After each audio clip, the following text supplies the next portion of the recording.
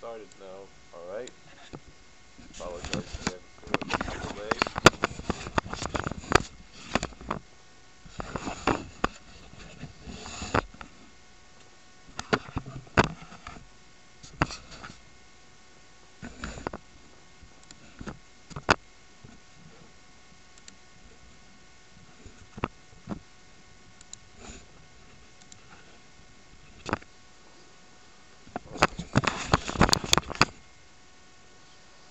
Alright, welcome everyone. We're on page 24 in Rabbi Donan's book.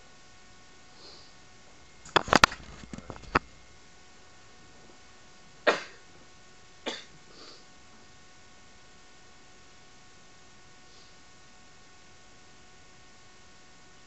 says here the following. It's page 24, Israel, it's Torah. It says the Jewish faith does not end, not stop, within God created the heavens and the earth. It starts there. And it continues to acknowledge, I am the Lord your God, who took you out of the land of Egypt. Really, it's almost the other way around. I want to criticize Rabbi Donan here. When he is saying this,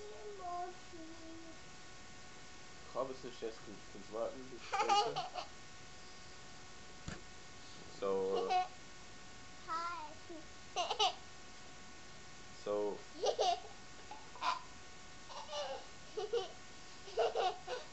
you can tell the line, Mammon. So go play it yourself. Really, he's saying it starts with God created the heavens and the earth, and then continues to acknowledge, I'm the Lord your God who took you out of the land of Egypt. I would say the other way around. It starts with, I am the Lord your God who took you out of the land of Egypt, and continues to, and God created the heavens and the earth. What does it mean? I mean, obviously anyone who studies the Bible, they open up right from the beginning, and it says, in the beginning God created the heavens and the earth. And then only a whole book later, we get to the Exodus and the Ten Commandments. I'm the Lord your God who took you out of the land of Egypt. But how do we know God created the heavens and the earth? We know it because I'm the Lord your God who took you out of the land of Egypt. Understand that it's the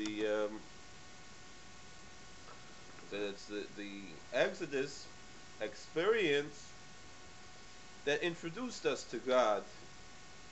We got to know Him, and then once He introduced Himself to us, He told us, by the way, He is also the same God who created the heavens and the earth.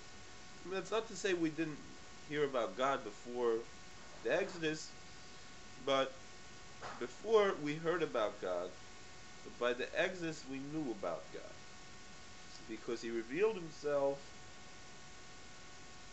with such a revelation that there's no comparison.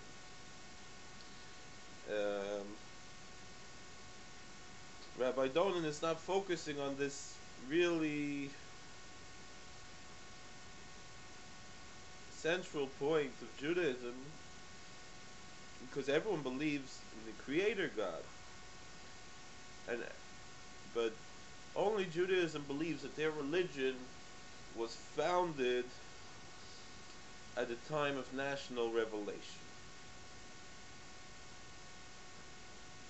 That God revealed Himself to millions of people at Mount Sinai.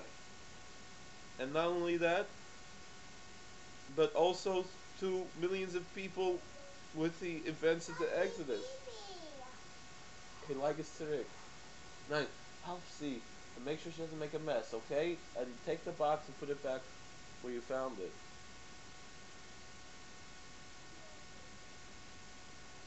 Okay. So that's what's important in Judaism is the national revelation and the events of the Exodus and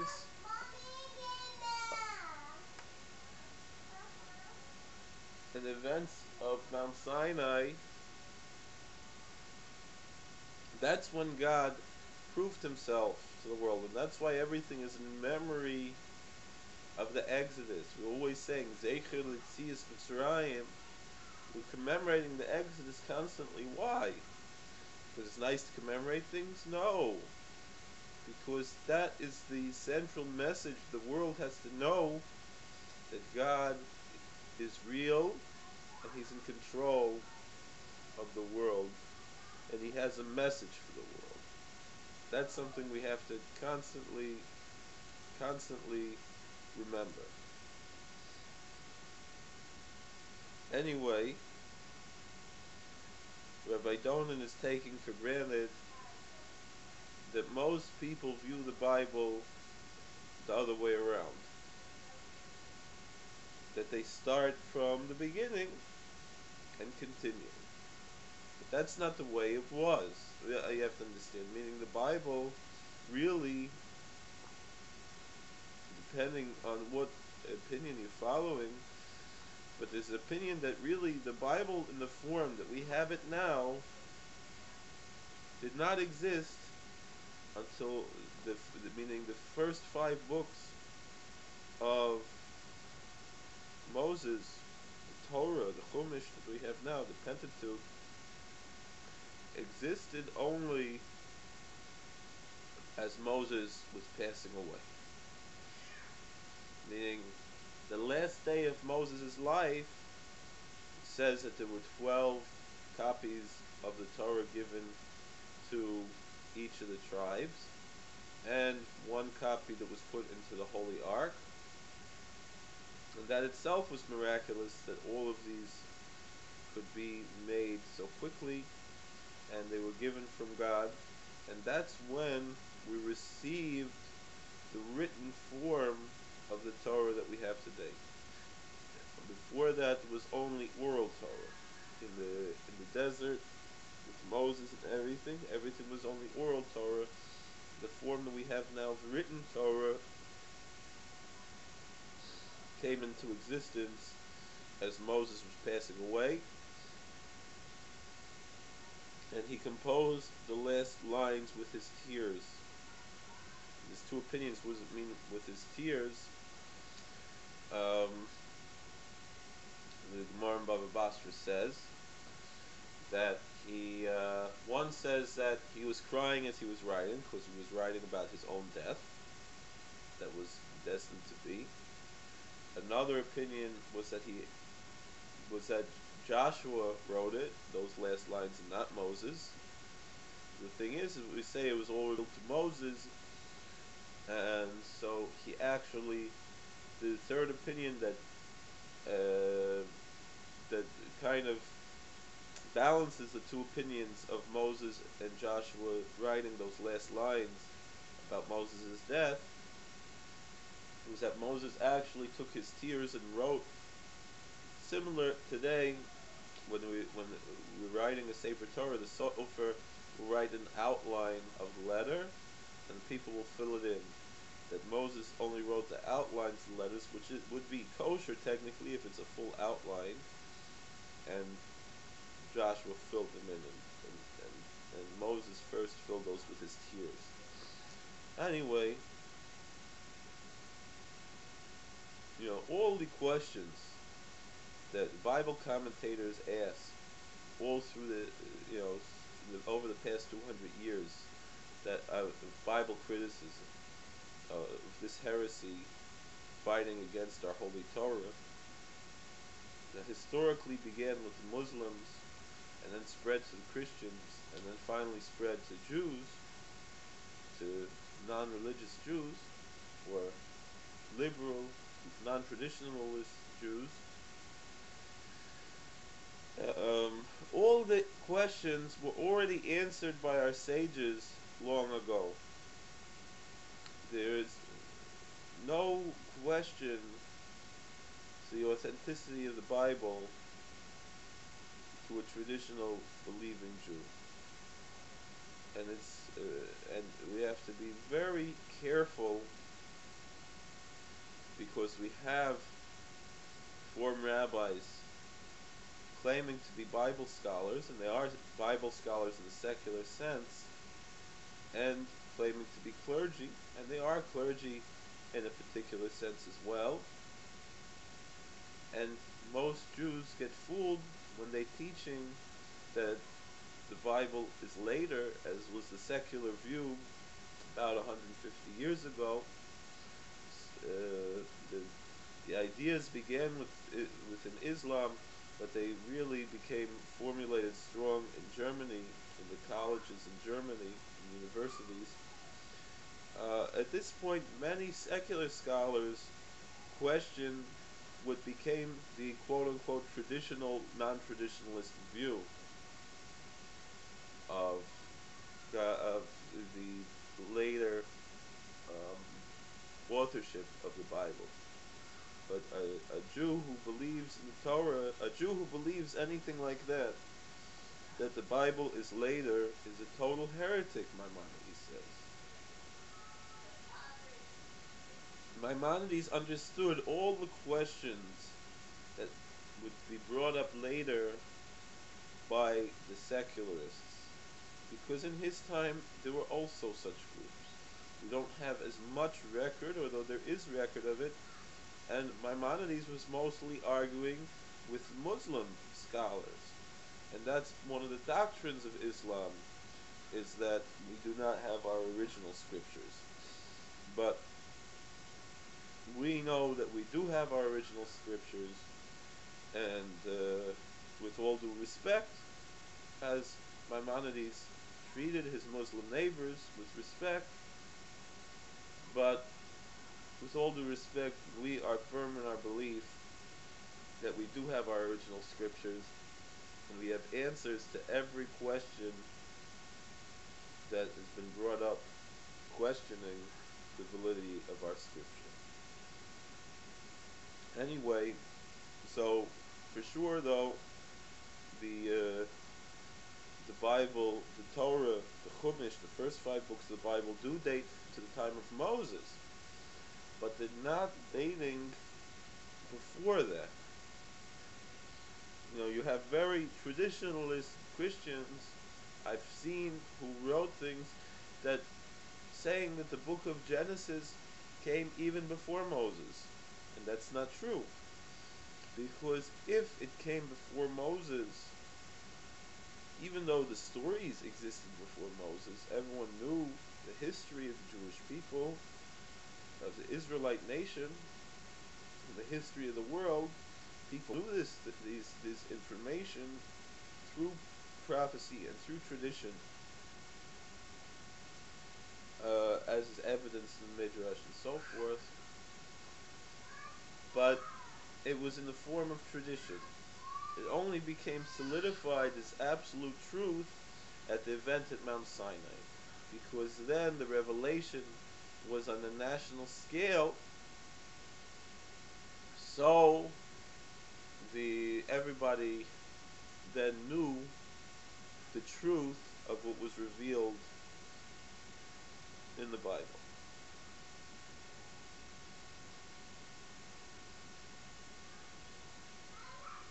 But anyway, again, going back, Rabbi Donin takes the natural approach that most people reading the Bible would take, of beginning at the beginning, which is what most people would do with any book.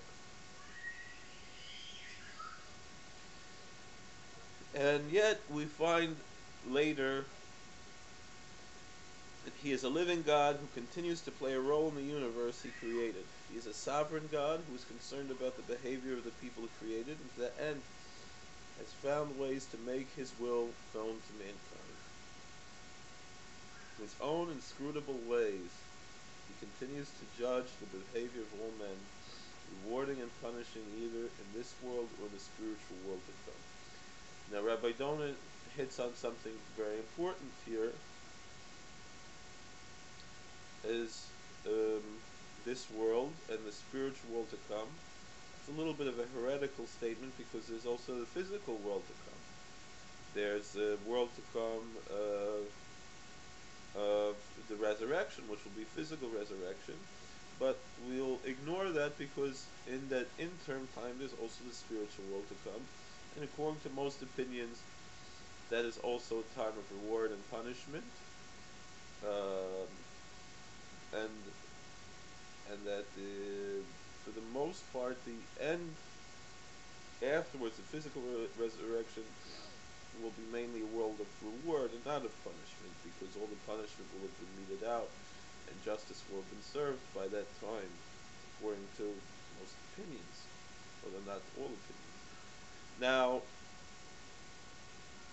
but still, the point is, what we know in this world is what we see in this world. And we see a world that is not fair. And if one of the dogmas of Judaism is that there is justice, that there is reward and punishment,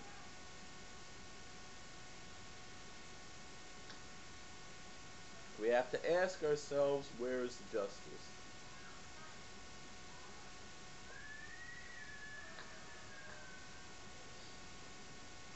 Now it says, you shall surely pursue justice.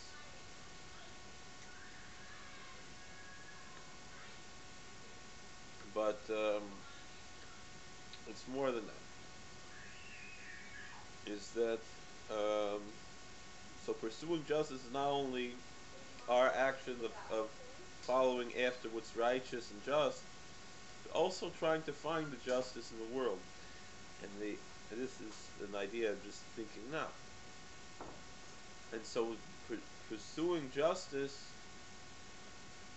means that we have to find where's the justice. So it must be that justice is ultimately meted out in the next world. Since we see a world that sometimes is just and sometimes is unjust, so the real justice cannot be here.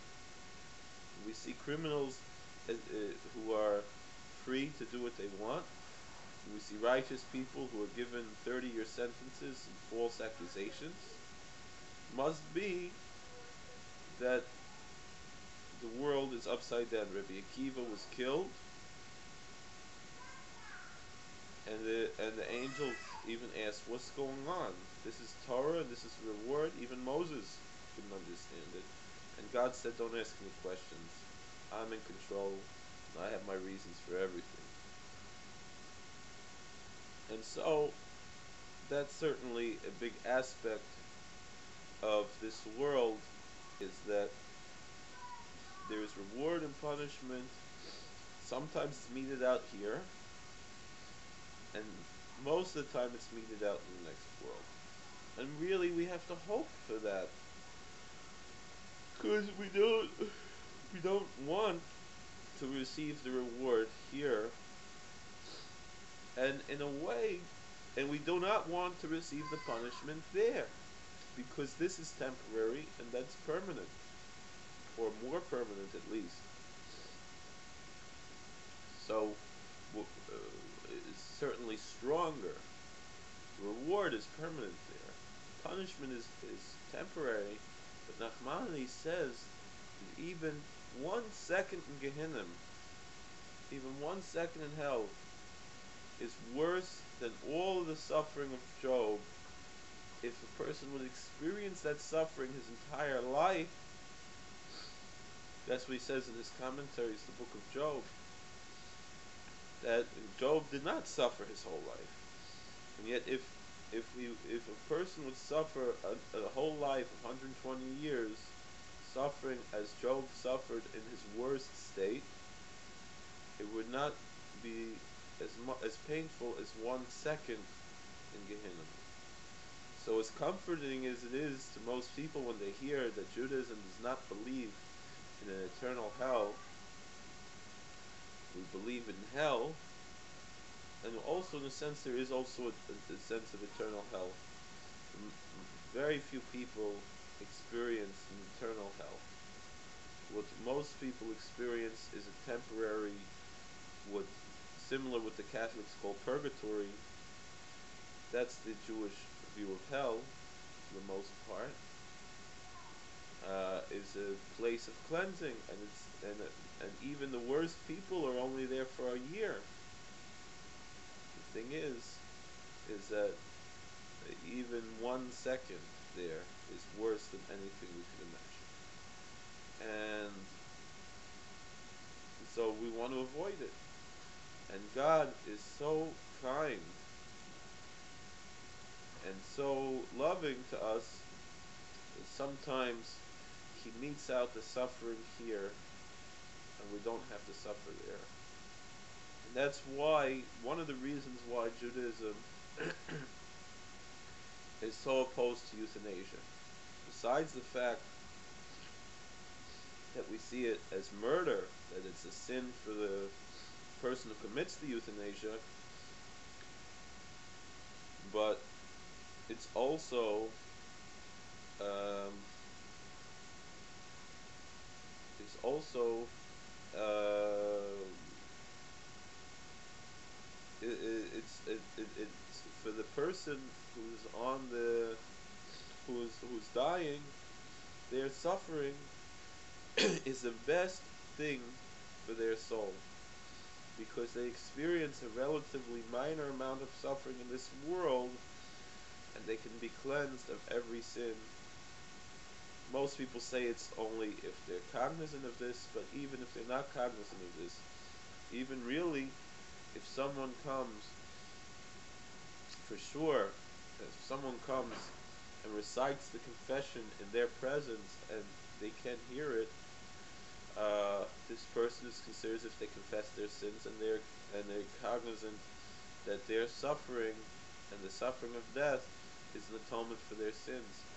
And then they're going to heaven with a clean slate because they confessed before they died. So, but even without the confession, the suffering cleanses, so they do not have to suffer in the next world. And for someone to take that away from them, they are dooming them to suffer in the next world, because God's plan is that they shouldn't suffer in the next world, they should only suffer here, and yet we are taking that gift away from them. Now, of course, God runs the world, and perhaps there's something else that would go on,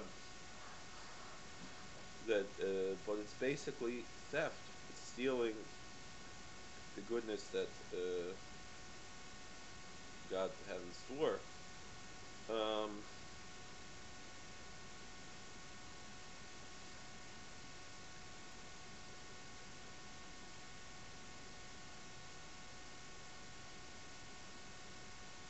uh, so that's something important. Now, there are ways to allow a person to die, but we're not allowed to actively cause a person to die. Um, for example, um, if someone's on life support and there's no way to this for sure they're going to die. Sometimes life supports, they have cycles that they go through, and you not necessarily have to continue a cycle, but you're definitely not allowed to do an action of unplugging, but allow the cycle to run out, and or if it's already, or if there's a certain cycle where it's off anyway, you can leave it off once it's off already. That's a little bit more questionable, but for sure, not to continue a cycle, that would be permissible, but not to actively take away. Um, Unless you know for sure that there would be a way to save the person. It's very complicated. These questions you don't decide on your own. You have to speak to not only any rabbi, but a rabbi who is qualified to answer these type of questions. Um, I remember one time there was a case here that I was involved with, and the family wanted to remove aunt, the mother, the wife, from life support. Most of the family wasn't so religious, but there was a nephew who was religious, and in the end they left her on, and she died a few days later. So what a gift they gave her of those few more, that day or two more of life, and what they gave to themselves also, and saved from suffering in the next world. Um,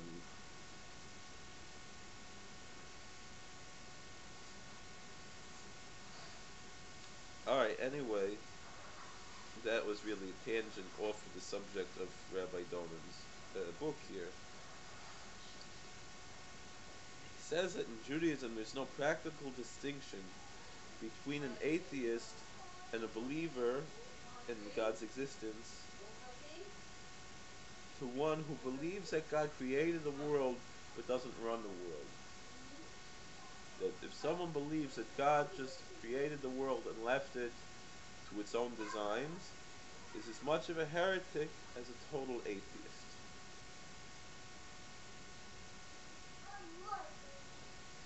And Rabbi Donan notes that the difference between such views is purely academic. There's no differentiating implications for human life. In either case, there are no compelling reasons to worship him or to follow in his ways. And this is meaning whether or not God just created, whether if God exists or not, or if he just created the world and left it. A God who just created the world and left it does not need to be worshipped. Only a God who runs the world is it worthwhile to worship, because we can have a relationship with him. His word, Rabbi Donan's words here, reflect something that the Satmar Rebbe, Zecher Tzadik Levracha, Chusig and Leino, the Vayol, and the Vayol Moshe explains, and in other places. It touches on this, even though this is not the intention that Rabbi Donan has here, is that we have to understand how important it is to have proper theology as a Jew.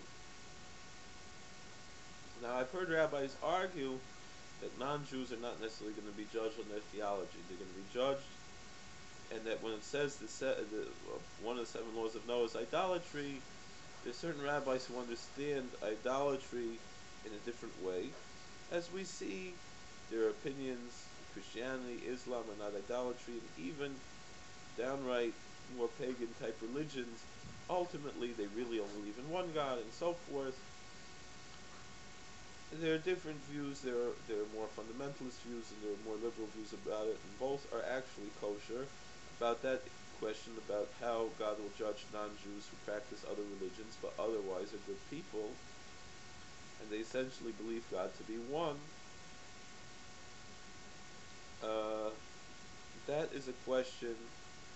There are 2 different opinions about it, and there's really not much what to say here, although for sure they would all agree that the best thing would be to follow the ways that Judaism teaches, which is the 7 laws of Noah, believing it because God said it to the Jewish people, and if he wants to do more, he can, but he should recognize that it's only because God said to the Jews, not because God said to him.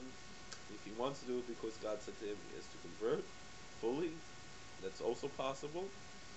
He has to do it right, whatever.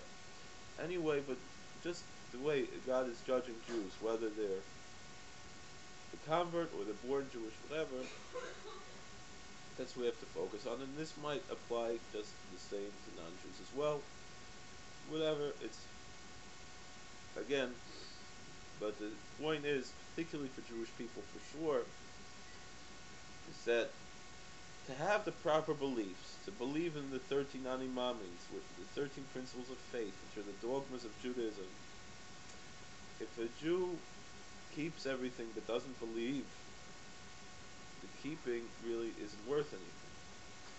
But if a Jew believes in these things, and he doesn't keep everything, but he repents of his sins and asks for forgiveness from them, then it's worth a tremendous amount.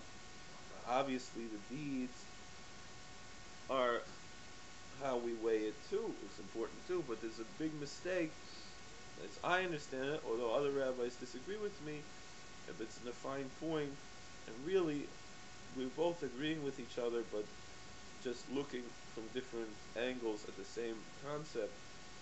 But the non-Jewish world often believes that Judaism is a religion only of deed and not of faith, as opposed to Christianity, particularly certain Protestant denominations that see Christianity as a religion only of belief and not of deed.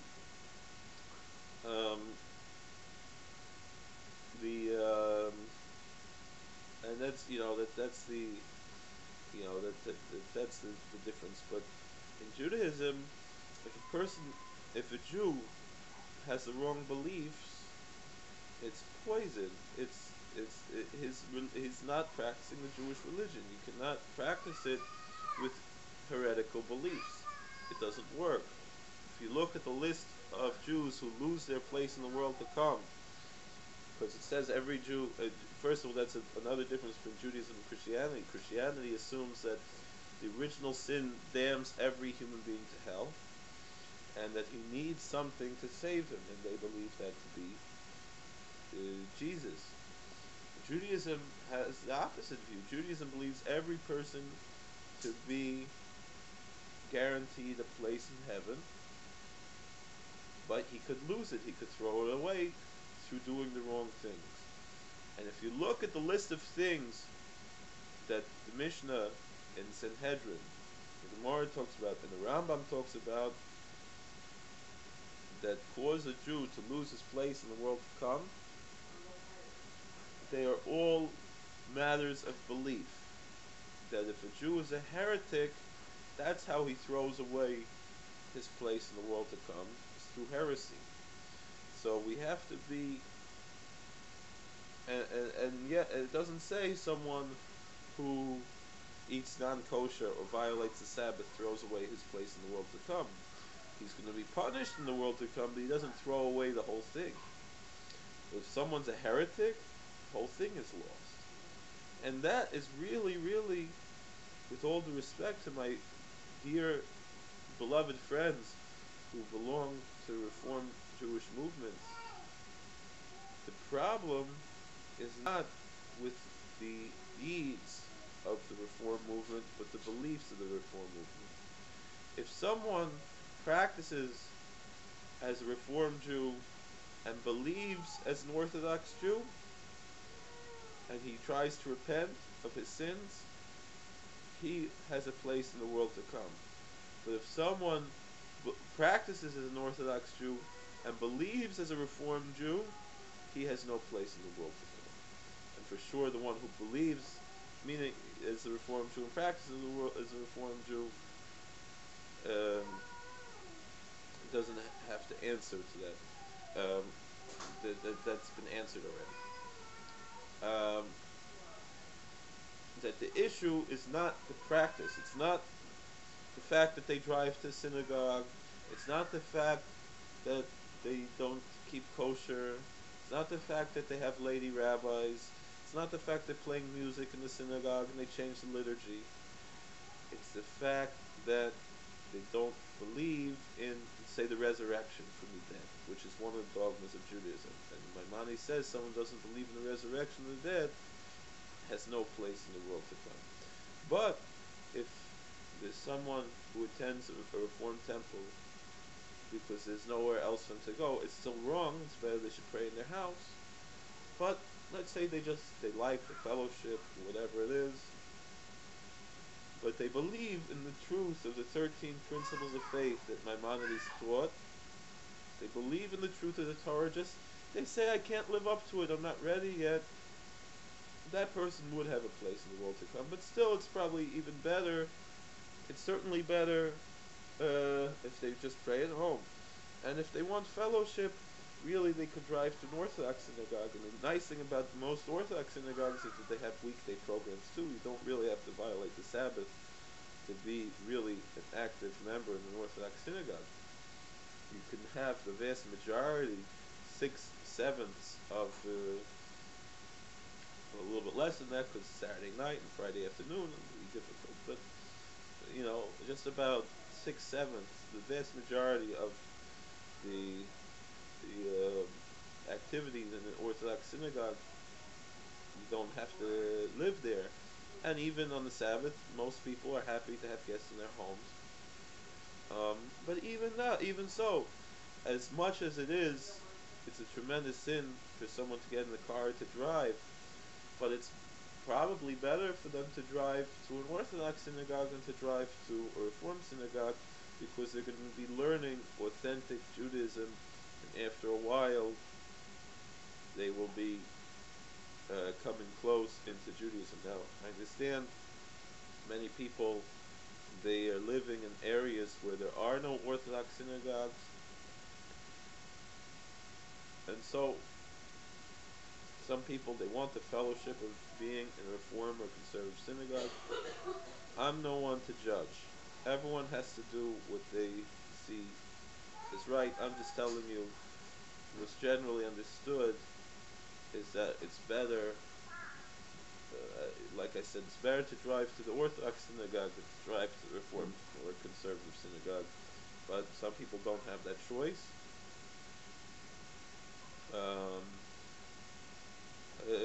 And also the Orthodox synagogues should make themselves more welcoming, and many do, to people who are not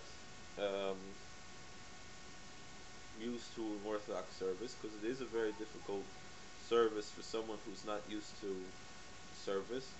And it's probably good for Orthodox synagogues to start beginner services, even have the whole service in English, but the people running those services, but they should be at a different time than the regular service, meaning they shouldn't miss the main service. Now, in big synagogues where you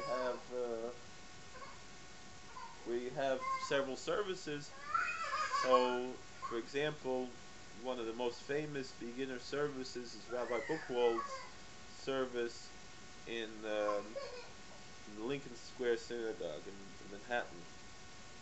And he was really one of the pioneers of this type of service in an Orthodox synagogue.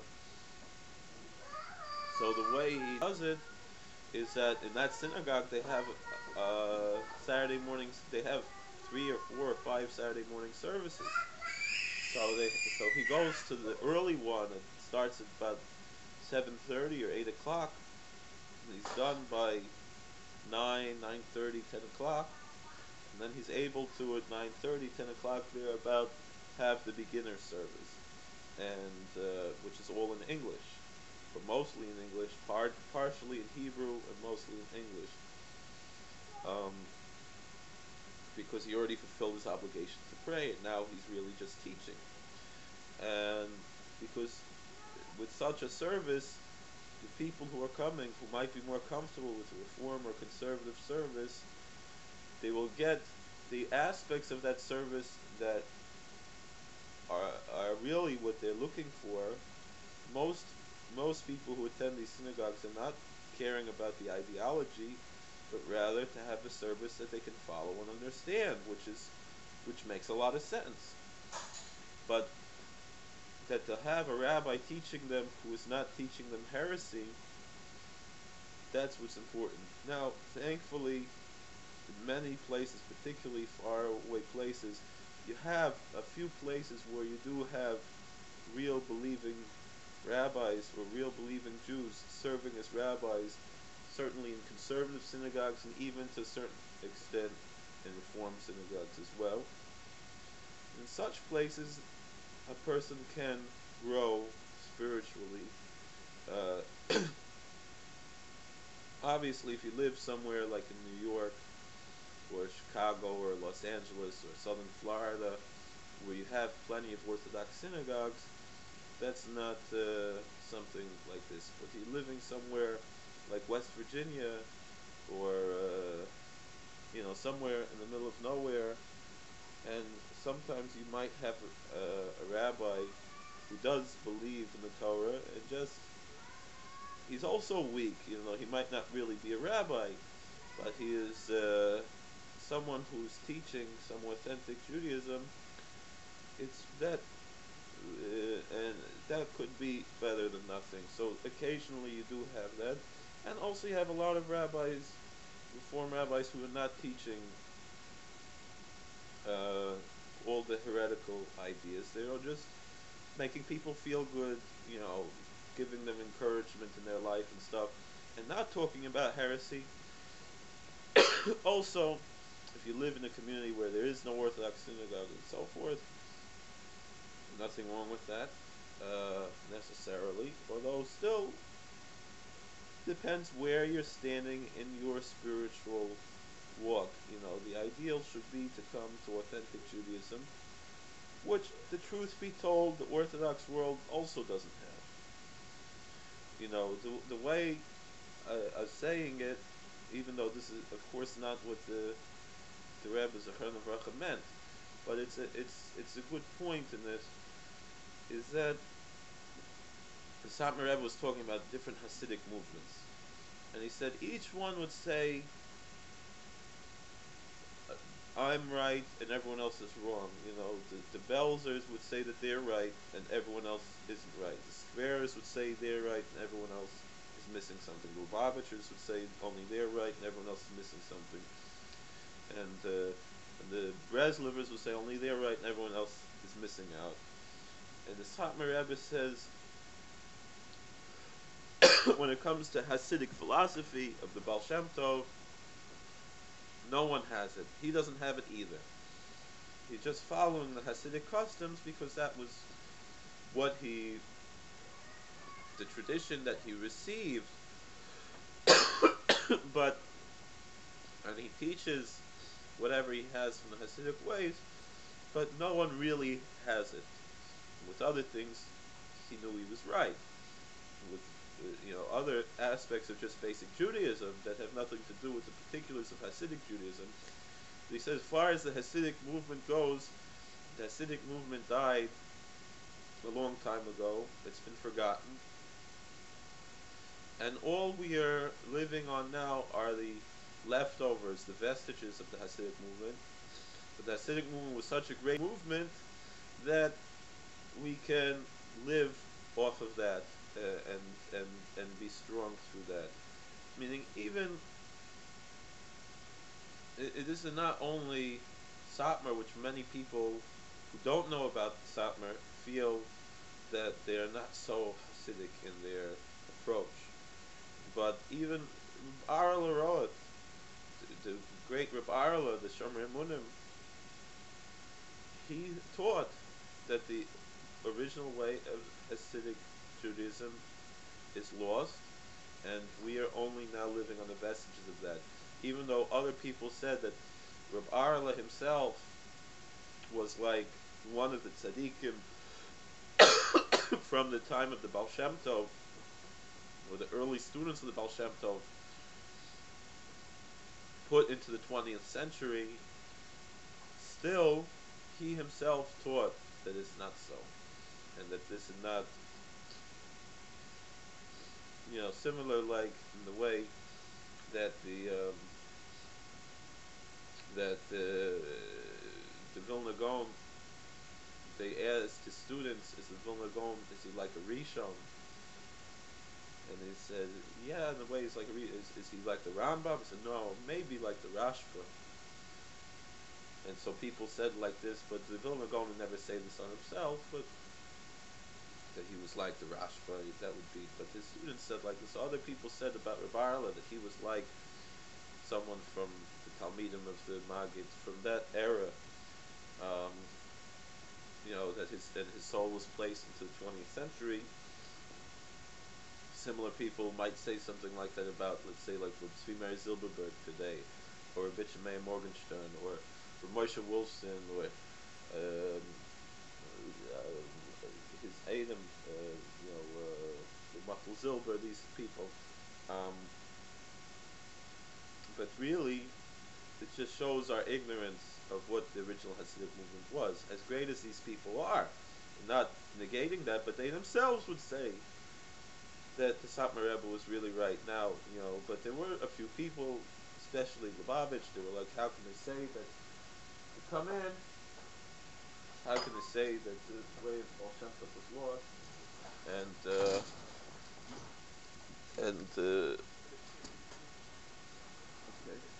um, and what they're saying is that that it is true the way the Baal Shem Tov was indeed lost.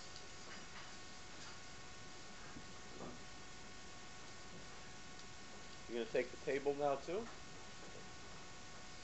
should hold on. Pretty sure that's the key.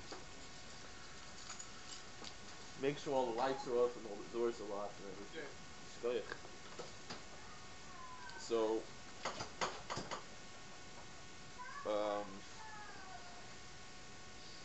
So, so too. So what the Rebbe said was that not only is everyone else wrong, but he's also wrong when it comes to Hasidism, not Judaism, but Hasidism.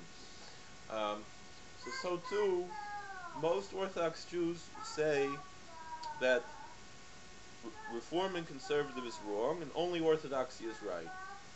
And what I say is no, Reform and conservative is wrong, and Orthodoxy is also wrong. It's just it's less wrong, but it's no one is living up to, not even the most perfect community. The most pious community is perfectly living up to the Torah. But we get as close as we can. There may be individuals who do live up to it. We're not saying in the way, God forbid, that the Christians say that it's because we're not bringing sacrifices, not silly things like this, because that is taken care of, because the Bible itself says that the offerings of our lips take place with bulls. But what I mean by saying that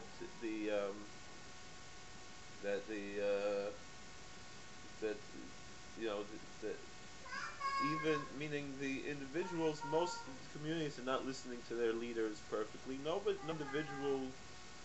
There might be certain tzaddikim who do everything perfectly.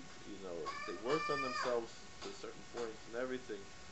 But most of us, we all are full with faults. We all have to do tshuva. Tzaddikim in their own way have their own tshuva to do. But that doesn't take away from their perfect observance of the Torah. It just takes away from, that the fact that there's always something to improve on. It means that they're not doing anything wrong, but they could do more things right. But most of us, I know myself, we all do things wrong. So we're no one really to judge the Reform and the Conservative, because they're also doing things wrong. And most of the people who attend these synagogues have no idea what they're doing. And so God is going to probably judge them with more mercy than He's judged us, unless we approach God with humility and a contrite, broken-hearted spirit, and admit that we're sinners. That's the only way we can be justified, is if we just ask God for mercy that we don't deserve. But if we go around thinking that we're right and everyone else is wrong, it's a little bit difficult. Anyway, so that's a little bit just a piece I want to say, is that we shouldn't be looking down on the Reform and Conservative the way that so many Orthodox Jews do. Perhaps that's how you teach small children and this and that, if you want to protect them. But when you become more mature in your approach to Judaism, even to my children, I don't do that, and perhaps that's something wrong with me that I should fix. Maybe I should be more strict, but they're still small. Maybe they get older, they understand things more. It'll be different. But when you get older, you understand that the people,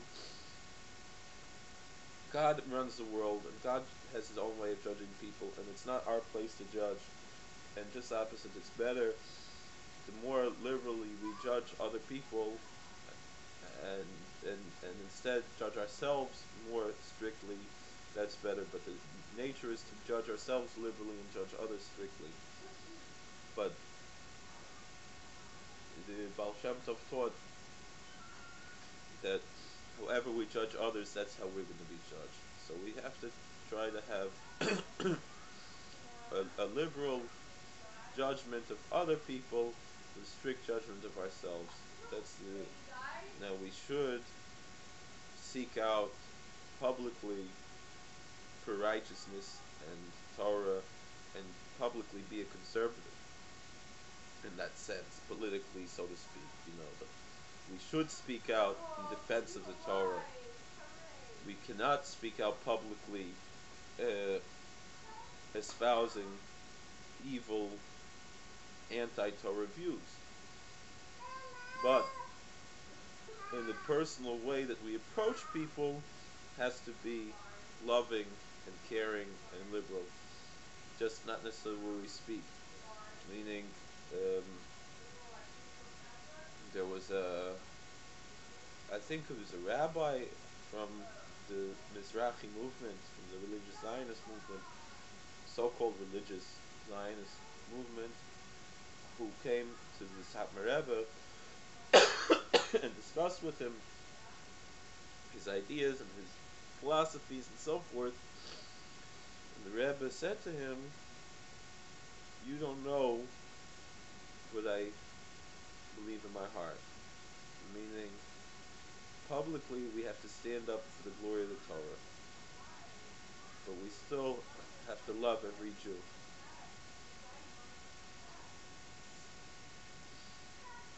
Meaning that that that really the Satmar Rebbe's views were to protect the Jewish people from the suffering that the Zionists have brought to us. We've seen 60 years of wars and terrorism, Jews dying in vain for no reason. And if we would follow Satmar Rebbe's view, these Jews would still be alive. So anyway, that's but he was always praying, not like these crazy people who call themselves Neturei Karta, and yet they're praying for enemies. That is not the Jewish way. Maybe it's a Christian way. I don't know, Muslim way. I don't know what the Muslims don't do that either. Christians believe in that, but even though they also Muslims don't do it, some do, some don't. But this type of thing, I don't understand. But the Satmar Rebbe's view was just to protect lives, not to protect murderers, not to pray for evil people, just to have peace, and we shouldn't be fighting. Now, maybe in Turkarta they're doing this to make a show that we want to have peace and so forth. That is okay. Meaning they're not really praying for these wicked people, but they're doing it for the sake of good PR. That has maybe something good to it, but the PR campaign among the Jewish people has not been so successful. But maybe, who knows, among even if a few non-Jews, if it stops even one Arab from becoming a terrorist, it's worth it. But the question is it doing that? I don't know. But if it does, then it's certainly worth it. And that's something people should realize, even if they disagree with them, that if they're accomplishing something good, they do have that merit. But still, there's a lot of problems with the whole situation. And the question is also, what are their true intents? They claim that their intents are good, and if they take it at face value, there's nothing wrong, but nobody knows. I don't know, but still, it's not something that normative Judaism should be doing. Central to the belief in the living God is the Jewish belief that in some spiritual fashion He communicated His will and His commandments to the creature, whom He endowed with free will, whom He called to be an obedient servant. that's basically a very eloquent way of approaching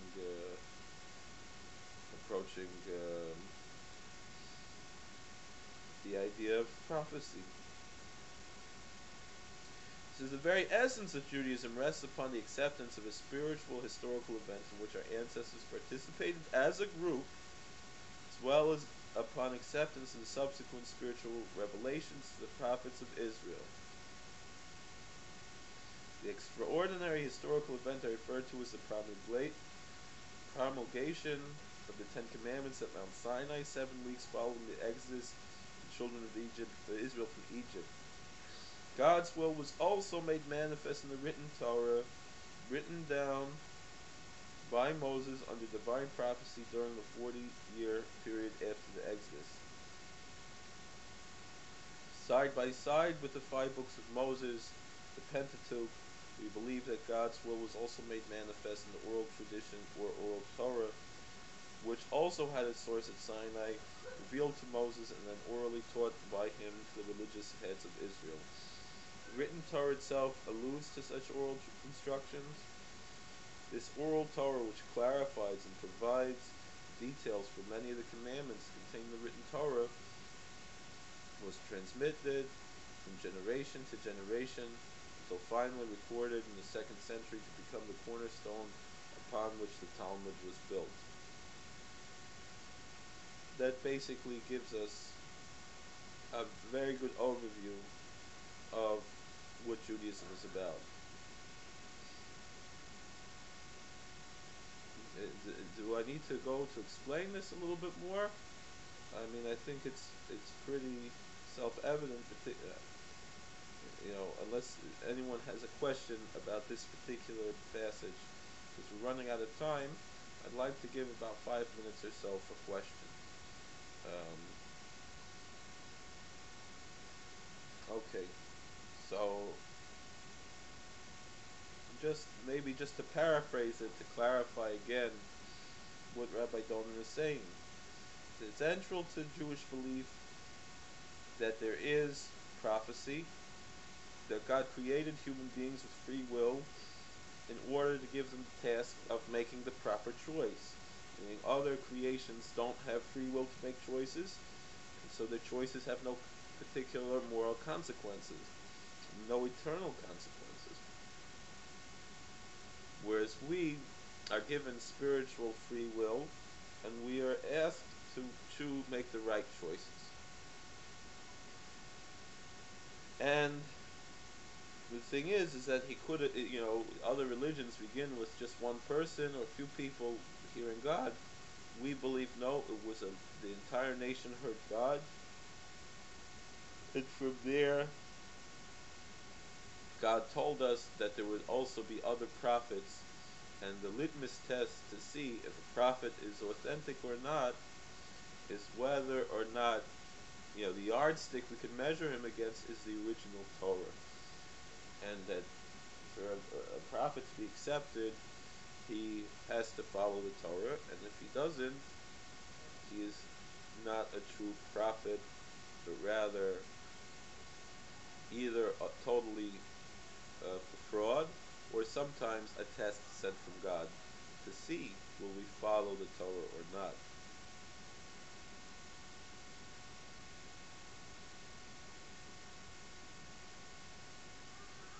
The revelation at Sinai was this big event that proves Judaism to be true. And the Torah became in several forms. It was a written Torah Moses wrote down during the 40 years, and only came into the form that we have right at Moses' death, with 13 copies, the Torah says, as we mentioned before. And in order to understand this, God gave the oral tradition. Meaning really, like we said earlier, really was only really an oral tradition. Meaning Moses was writing these things down that God said, but in a sense, the written Bible that we have today, the written, is really a ceremonial peace. We study it also, but ultimately the Sefer Torah is not the Torah in the full sense, because it requires the oral Torah with it. And in a certain sense, the Sefer Torah is, even though it's bigger and it's holier, because it has all this information and we do read it and we do study it, but it's a mitzvah object, like tzitzis, like tefillin, like a mezuzah. The tefillin and the mezuzah, we're not reading. We don't, we write these words and we roll them up and cover them up. We put them in boxes. We don't open the boxes. Similarly, the Sefer Torah is like that, except the fact that we open it up and read it. But someone argued in the synagogue that we should be reading the Torah in English because that's how we fulfill the mitzvah of studying Torah. And it's not true, because the mitzvah of studying Torah really is the oral Torah. And the oral Torah is explaining the written Torah, and that really you have to understand. But you fulfill something by sitting and listening to the Torah reading in Hebrew without understanding it, as opposed to the oral Torah. There are different opinions by different tzaddikim. Nachman Breslover said you could just sit there and read Mishnah, Gemara, Shulchan Aruch. Even you don't understand it, you have to read it and say the word. Baal Tanya said no, in order to fulfill the mitzvah of Torah study, you have to understand it, which is more of a mainstream view.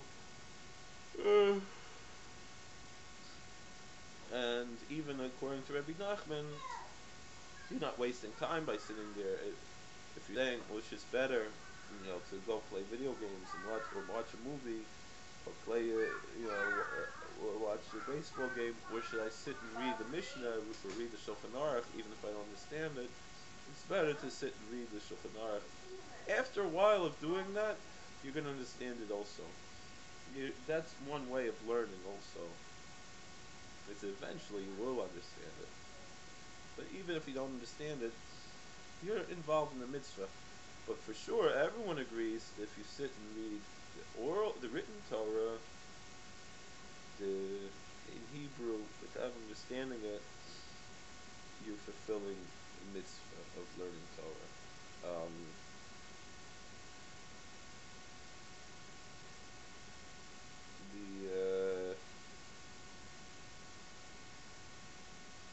Baruch Hashem, nowadays we have both in English and other languages as well, Spanish and French and so forth, and Russian, whatever languages you're understanding. And one thing though we have to realize is that Torah study has to be an activity, same like prayer. Just a matter of halacha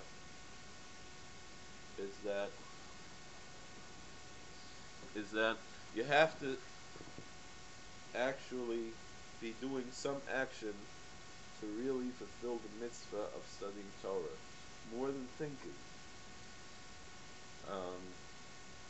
Prayer is only fulfilled, the obligation to pray is only fulfilled when you're moving your lips and saying the words.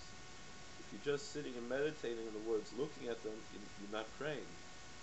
And many people come to synagogue and just look at the words, they're not praying.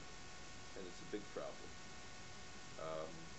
Because although if they're listening to the repetition of the chazan and answering amen, then they fulfill the obligation to pray.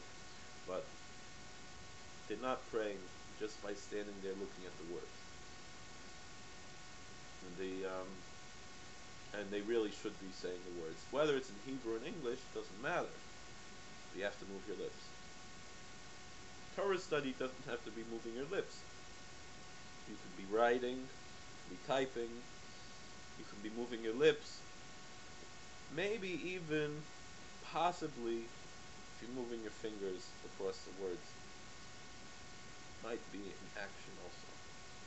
But just sitting there, and also if you're at a live lecture and you're listening to someone in person, you're also fulfilling the mitzvah of learning Torah, hearing the person speak. But it's not so simple.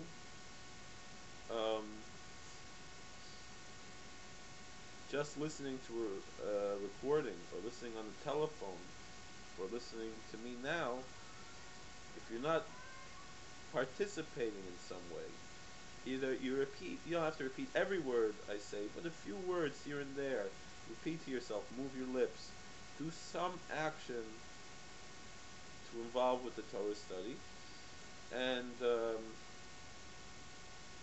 repeat some of the words that I might be saying, and for sure if you put it into action, live according to it. It's also Torah study, but you have to understand that it's not so simple. All this listening to recordings and all this, not to say again you shouldn't be doing it, but you should include with it some action to transform it from just listening to recording to actually doing an action. Perhaps some might say just turning on the machine to do it. Something, some action might be enough. I'm not sure, because it's a very complicated question. But again, but that shouldn't be understood to say that you shouldn't be listening to these things.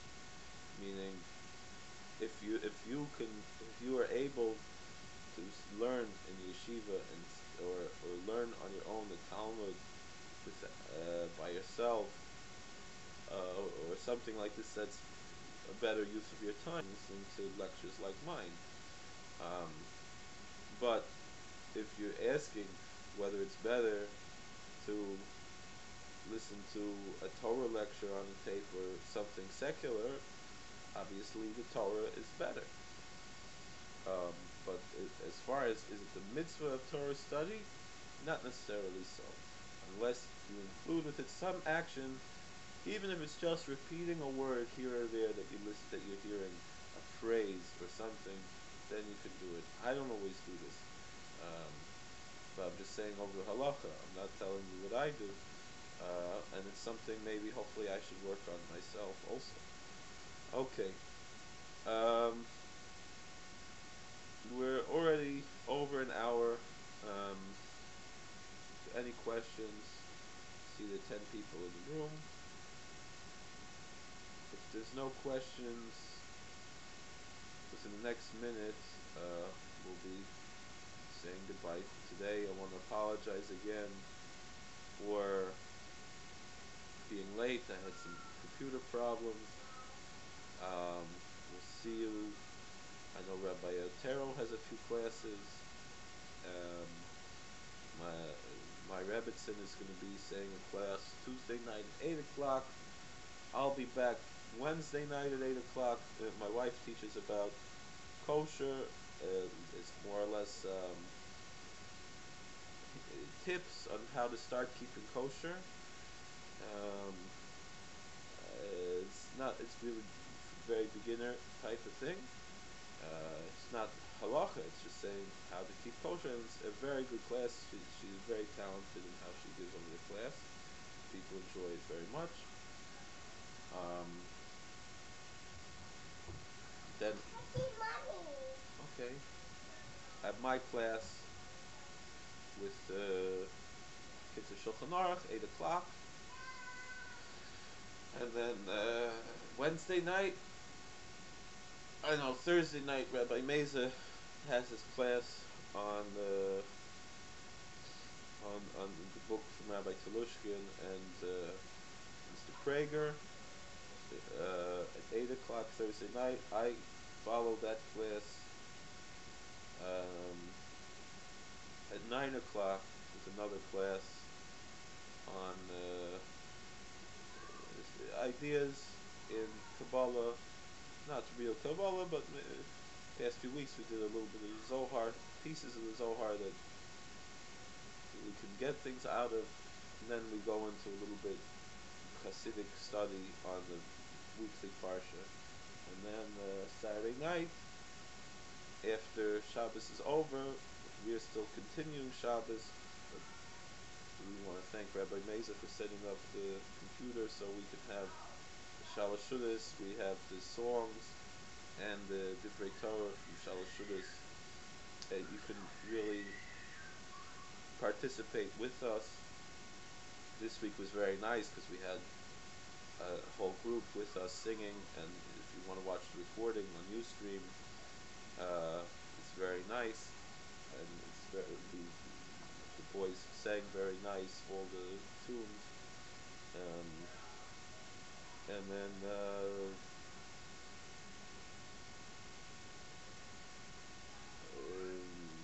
so you can join us there, and the songs actually, we have a PDF file on our website, nehiba.org. Maybe we'll put a link to that here also on Radio Torah from the text of the songs, so you can follow along with us the hymns that we sing by Shalashudas. Okay, so God willing, we'll see you again next time. This is Yitzchak Kolakowski, rabbi in Richmond, Virginia, and anyone who's from the area, welcome to join us for services on Shabbos anytime.